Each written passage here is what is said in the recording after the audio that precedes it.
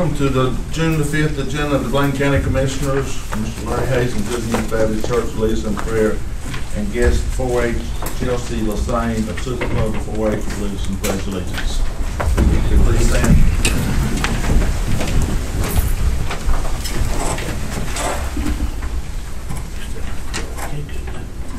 Let's bow our head. Father, we thank you for all that you do for our county. We thank you for being here with us tonight. We are honored by your presence. And Father, we ask you to center your attention to our commissioners tonight and the things that they would vote on, the things that they would bring up, the things that they would have our county to follow, that there would be things, Lord, that is your agenda and that they would follow. Give them wisdom and knowledge, Lord. Protect all of our county departments, all of our employees and our citizens, the very best that heaven holds. We ask this in Christ Jesus' name and all of God's people. Amen. Amen. Allegiance to the flag of the United States of America and to the republic for which it stands, one nation, under God, indivisible, with liberty and justice for all.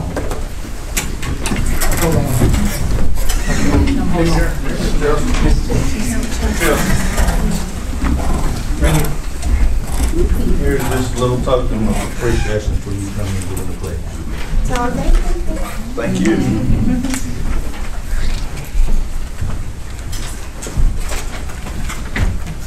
Motion to approve, sign. Favorite made the motion, Closed session on. Discussion. All in favor say aye. Aye. Matters of interest, Commissioner, presentation of Elder Abuse Awareness Day proclamation. You all go on, please.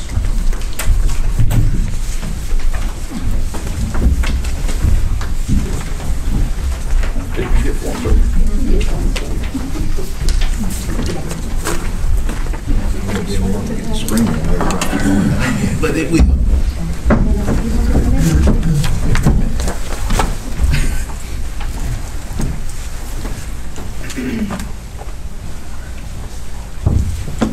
Come on in, Russell, so you can get your pictures. Come on. Elder Abuse Awareness Day proclamation. Whereas Bladen County seniors deserve to live safely with dignity and independently as possible with the support they need. Whereas elder abuse is most often defined as an act that harms a senior or jeopardizes his or her health or welfare. Eliminating abuse to older persons in our community responsibility. The County of Bladen is concerned about the risk to all older residents who suffer from neglect or are victims of financial, emotional, physical abuse. The fiscal year 2015-16, there were 93 reports of abuse, neglect, or exploitation of vulnerable and older adults made to Bladen County Department of Social Service.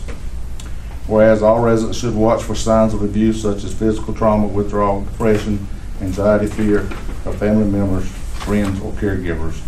And the Bladen County Board of Commissioners and the people of the great county does hereby proclaim June the 15th, 2017 as Elder Abuse Awareness Day and encourages everyone to commit to build a safer community for our elder residents.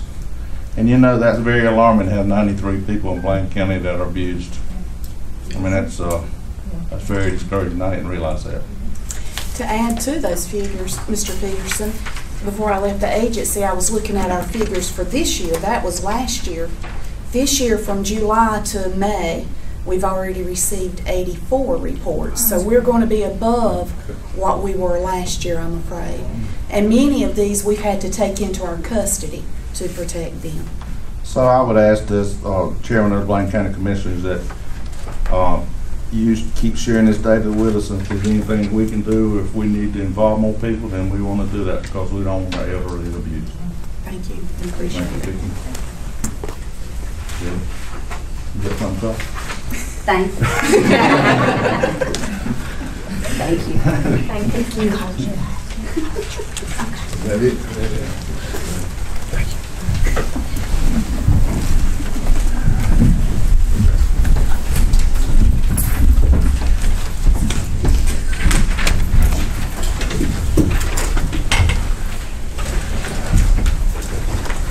the next item is, I got a phone call about the U.S. Motto Action Committee. And what this is a committee that's established, and it doesn't cost the county a penny, but they come and they put In God We Trust on all your buildings. And a few years back, you know, we put In God We Trust on our pennants and on the letterheads and everything else. So I'm asking the commissioners if they would please approve us putting In God We Trust on our county facilities. You got it, Marie? Any discussion? Anybody got anything on the side? I have a question. They said as it get, once it's approved, it's then put on a list and then just goes in order, or is that how that works? I think that's alphabetical. What I read. Yeah. It gets put on the list and first come, first served. I think they have a waiting list, and you'll go whenever we call them and commit, and it will be on the list, and it comes out time they'll come install it. Okay. Any more discussion? All in favor say aye. Aye. All opposed? Thank you. I think that's great work from the county board committee. Public hearing, come on. Mr. Please, where we at the matter. Oh, I'm sorry. Anyone else got any matters, commissioners? Okay, I would just like to inform the board that on this past weekend, I had the pleasure of going up to the North Carolina Association County Commission Board of Directors meeting, and the Secretary of the Department of Health and Human Services there, Ms. Maggie Cohen, and while she was there, I talked with her briefly about the concerns we had with our mental health service and what was being provided in the county. And I reflected that we were concerned with bricks and mortar being present in our county, and that substance abuse and the open door crisis, which she has a new platform, and the president has a platform that he's introducing right now throughout the county, that we would like for her to personally take a look at what's going on with substance abuse, open door problems, and those things in the county, here in Bladen County. And she said that she would personally have her staff to take a look at that and get back with the chairman and the county manager and all the commissioners as to her findings on what we need here in Bladen County, and assure that we will get the service that we need. And President Fred McClure has started an open door initiative that's going to consist of the 4 counties in District 5.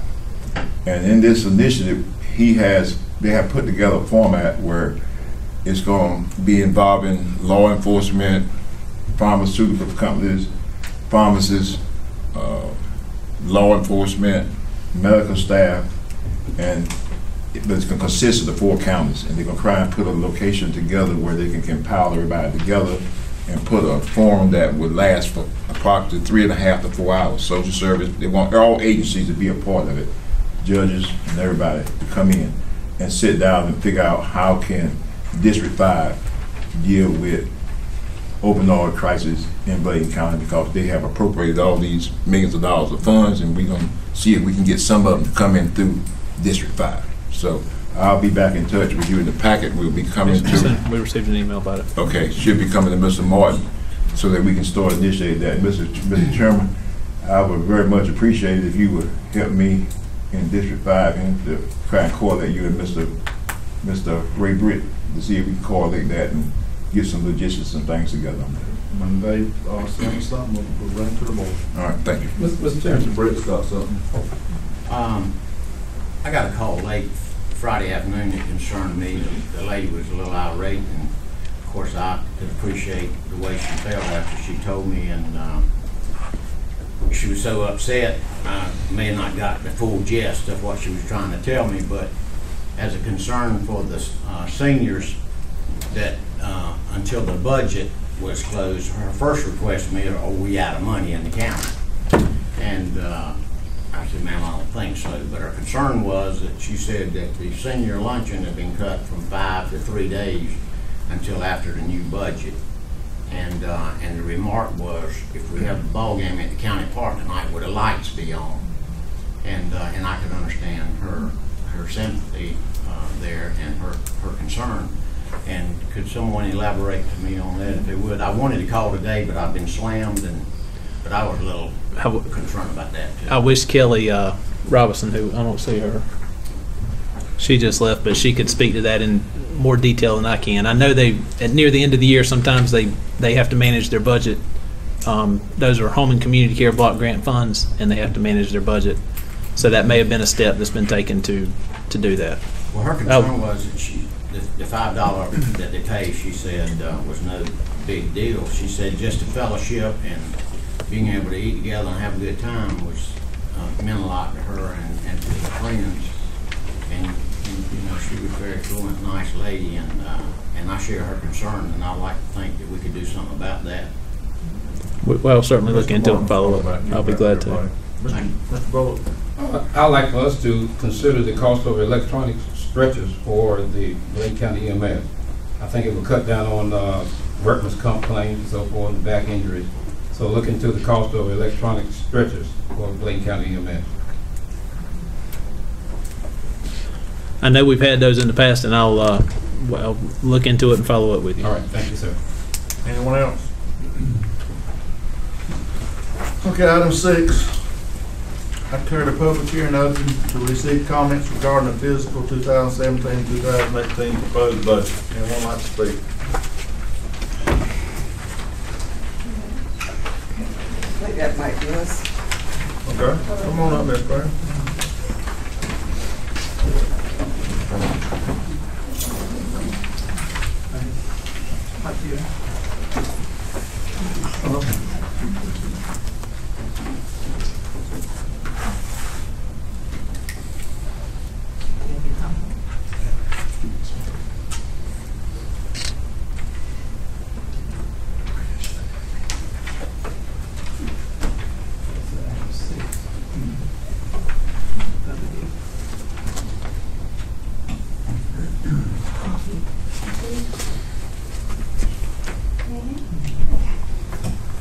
I was not aware that I would be presenting the PowerPoint in person, so my grandmother and I have created a self-presenting PowerPoint because we thought we would be emailing it to you guys.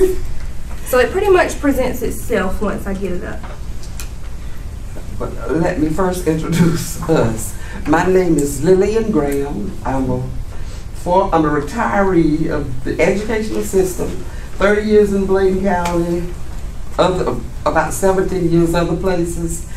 And I'm now on the East Arcadia Town Council.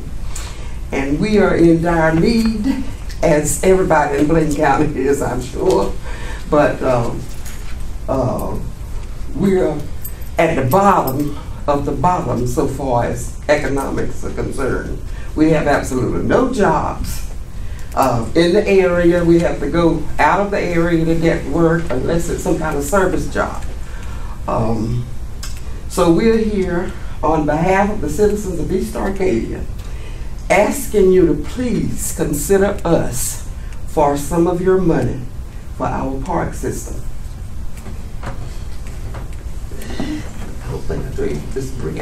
Hello, my name is Brianna Graham. This is my grandmother. I am a recent graduate from the University of North Carolina at Wilmington with a degree in the science of public health, and I'm currently pursuing a master's degree online from the University of New England, also in public health.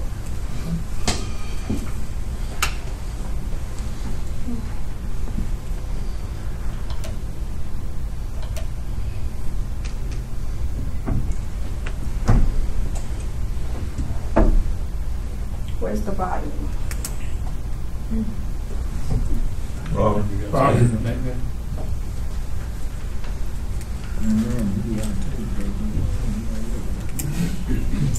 It's not long. We realized you had a large agenda.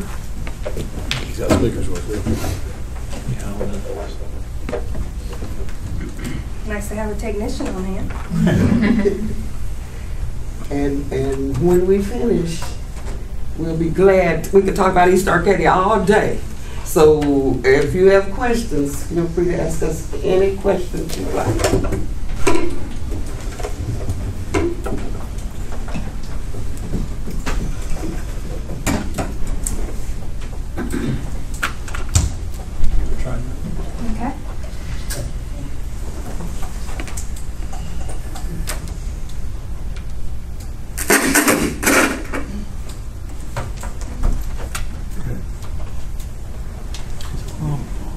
Oh.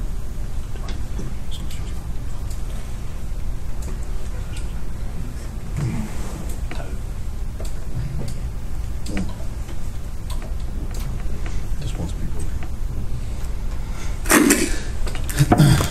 Yeah, everybody in the closed session, I just thought of it. It's fine. Thought I told them, but not. They just forgot. This time. Just give an extension. You know?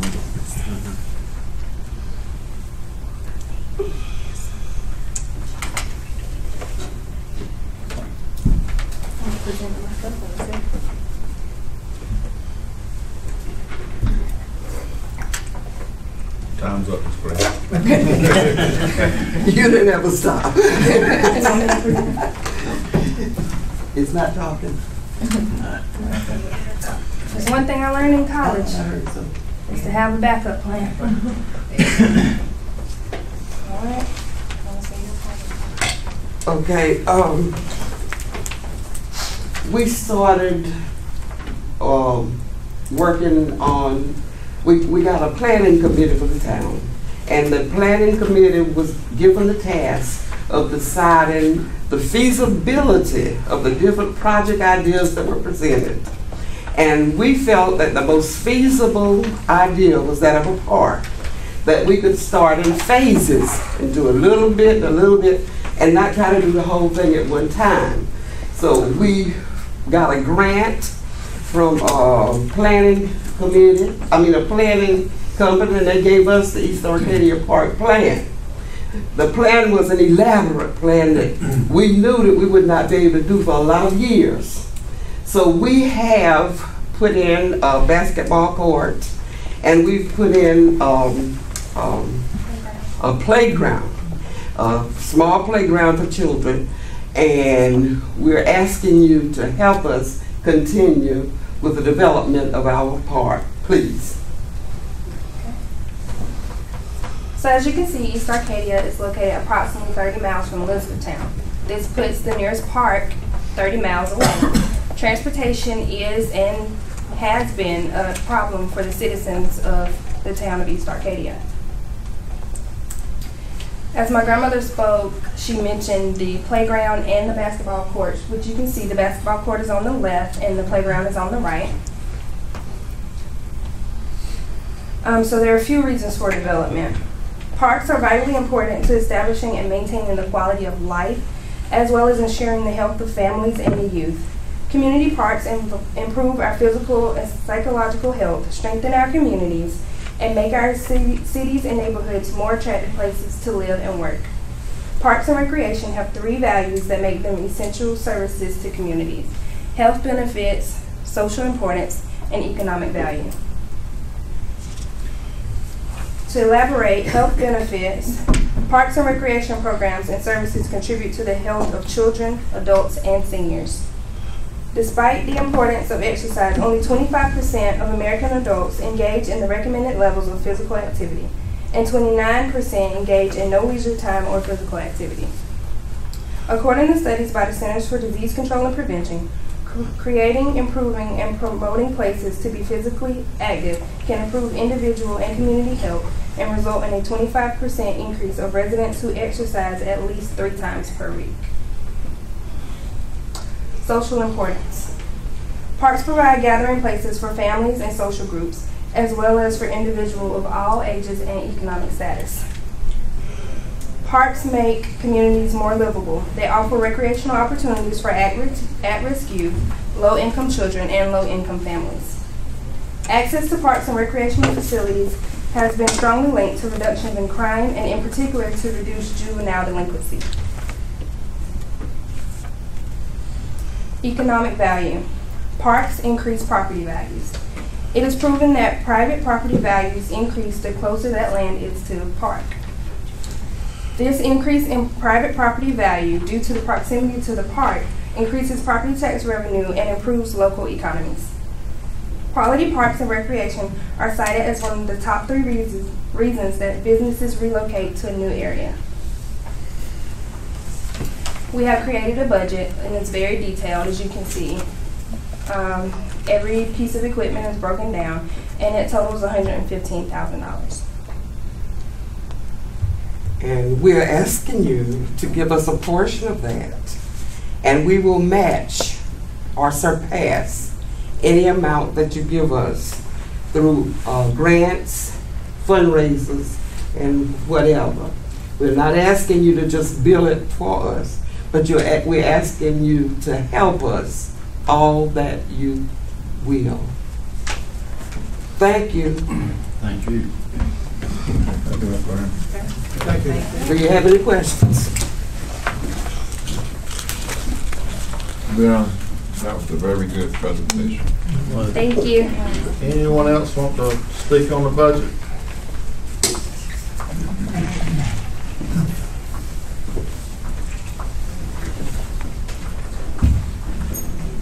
This is, let me say this is a proposed budget. Until this Board of Commissioners votes and approve it, it's still a working document. At this time, I close the public hearing. That's a move. Item, individual delegation that wish to address the commissioner. Anyone like to address the commissioner tonight? Mr. Chairman, item B, we really need to have a separate public hearing for the economic development. Yes, sir. I declare a public hearing to receive comments regarding proposed fiscal year 2017-2018 budget for economic development. Anyone like to speak toward that? If not, I declare the public hearing closed.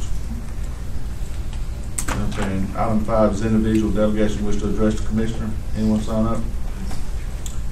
Item 6 is Ms. Renee, consider Revenue Department, consider accepting a bid of county-owned property, parcel 0013878 and 0013879. Good evening. Good evening. Yeah, I have two parcels. 120 Manor Ridge Drive was foreclosed by the county in 2016. Someone has placed a bid on May the 26th for $15,750, and that's what the county's expense was. So I just need to consider to approve the bid of $15,750 so I can start the upset bid procedure. Motion by Mr. Bridge, second by Mr. Gooden. Any discussion? All in favor say aye. Aye. All opposed? Thank you, Mr. Nay. Item 7, Health and Human Services Agency, Mr. David Howard.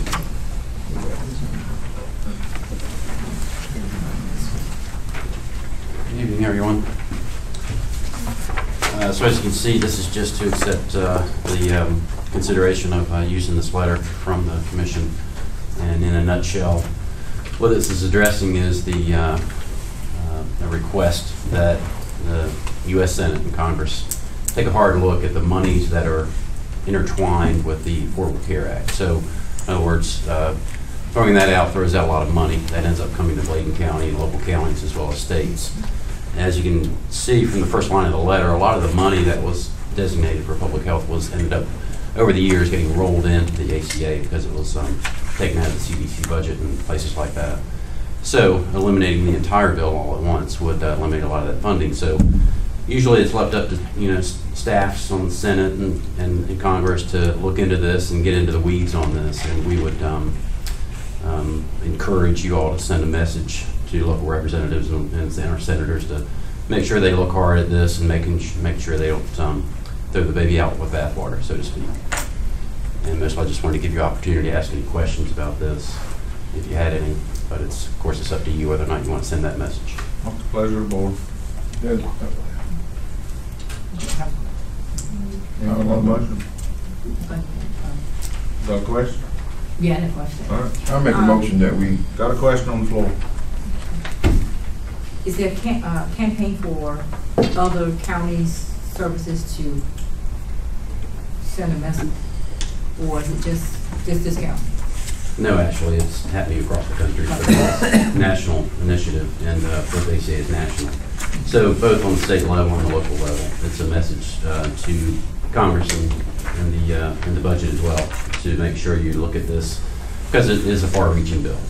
And so over the years, a lot of funding has been rolled into this, and so it's important to take a careful look and pull that funding out, replace it with CBC or the other agencies where it's important funding for programs that they don't really want to get rid of, but it takes time to look at it and see what's in there before they start remaking the whole thing. Mr. Cardell made a motion to approve. I second. Second, Dr. Alfield and Goins. Any more discussion? Got one question. Is this tied into the Medicaid reform? Is that part of it? Well, it's all intertwined, but not specifically. The Affordable Care Act and the revamping of that is related, but it's not specifically designated as Medicaid reform, which is happening both on the state and the national level. But right now, the legislators, they're in the process of cutting a lot of the Medicaid expenditures at this point. Are these related to Medicaid? That's what I'm asking. Are they Medicaid expenditures? Or? So one of the proposals on the national level is to make Medicare a block grant system. Right now, states have an open-ended checkbook, basically. And Medicaid reimburses for the services up to the level of services each fiscal year that Medicaid spends at the state level. And the state level has a Medicaid waiver up in DC right now, which was submitted last summer to change it to the MCO system, similar to the mental health system. So there are two different levels. There's federal level and state level. The reason I was asking that, when I spoke with Ms. Manning, Ms. Cohen spoke with us up there, she said that there was going to be a severe reduction in funding with the MCOs and the funding through Medicaid. Well, if they're block granted, then we're going to get a capitated amount, yeah, for the state. And of course, that trickles down to the counties. So we need to do this to try and keep, so we won't have to absorb the cost to provide services. Is that what you're saying? Right. So a lot of these other funding is funneled through to public health department social services that are Medicaid reimbursable.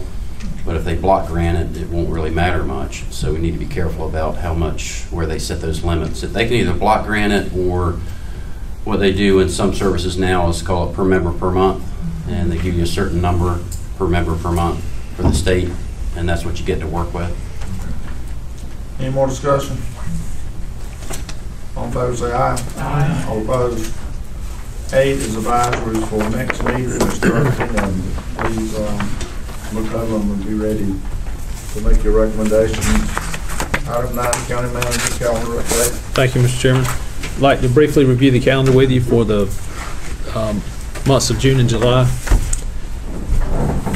Point out that tomorrow evening at 5 p.m. there's a joint meeting with the Board of Education that will be held at the Agricultural Center related to the proposed budget.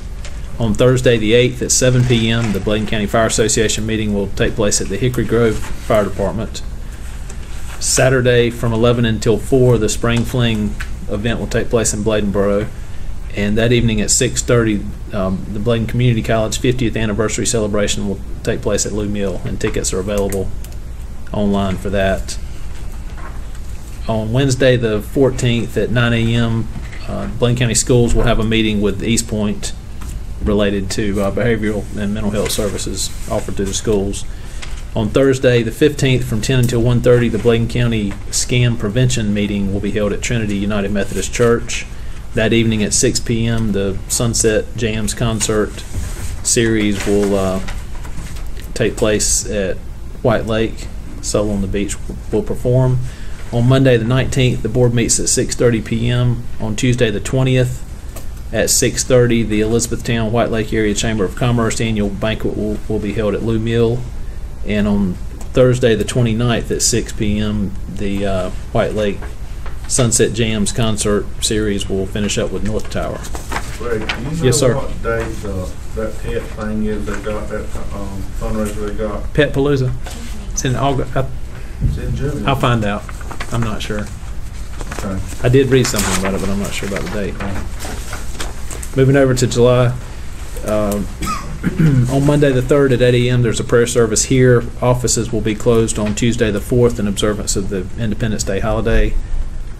There is a fireworks celebration at Goldston's Beach, sponsored by the Chamber, that evening. On Thursday the 13th, from 6 until 9, the Summer Sounds concert series will take place at the Cape Fear Farmers Market. The board meets once that month on the 17th at 6:30.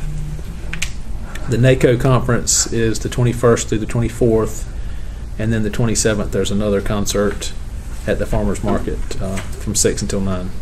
So if there are any questions regarding the calendar, Mr. Chairman, I have one more matter, and that is to follow up on the photo, the board photo to be placed in the various county buildings. And we have cost estimates, and these are approximate figures, but there would be a one-time cost that should be sufficient for a number of years, and that's for the framing and the matting, and that can be, as Mr. Britt indicated at a recent meeting, that could be used for multiple years. And then approximately every 2 years, there would be a sitting fee and cost for the various photos to go in each of the buildings. And that the sitting fee is $75, and the cost of the photos is approximately $50 each, or about $700. So total is $1,450. $700 of that would be a one-time cost. I'll make a motion that we accept it. Second. Motion by Mr. Cogdell, second by Mr. Bullock. Any discussion? I think with the budget restraints, I think it's not appropriate to hang my picture in every county building for $700 a year. No more discussion. All in favor say aye. Aye. All opposed? No. All in favor raise your right hand. 1, 2, 3, 4, 5. All opposed? Motion's carried. Ain't the money shots. Thank you, Mr. Chairman. That's all I have. Mr. Chair, just to let you know that will be at the meeting tomorrow. A conflict.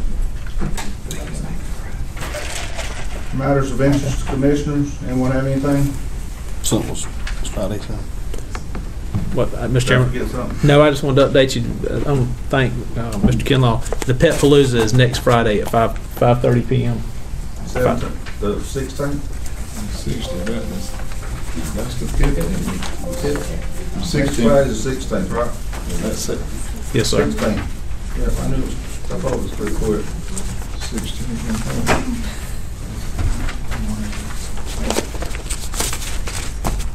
Okay, I'll add, I know we have a short, couple of us have a short budget meeting planned. Does anyone change their mind and won't have small group meetings? On the budget. That's on the 8th, right? Yeah, I would too. Full budget. We discussed, Mr. Chairman, with the salaries for some of the departments. We offered them the third department salary, some of them, the wages they got, and pretty adequate, I don't feel like. Well, I'm not going to go into history of that. Just plain fact. We don't have to schedule for tomorrow and Thursday. Yeah. That's Ashley knew almost two wanted to do it last time. Mr. Cogdell. Mr. Cogdell. Mr. Cogdell. So you need to get before you leave, tell her what time and it's available to do it. Are we still set up for the 4:30 though? We're still set tomorrow, Thursday. That's Thursday, right? Thursday. Mr. Chairman, I agree with Commissioner Priest on that. We need to take a strong. We're going to have short groups, we're going to look at it and we'll discuss it. I mean, that's what you want to do, that's what we'll do.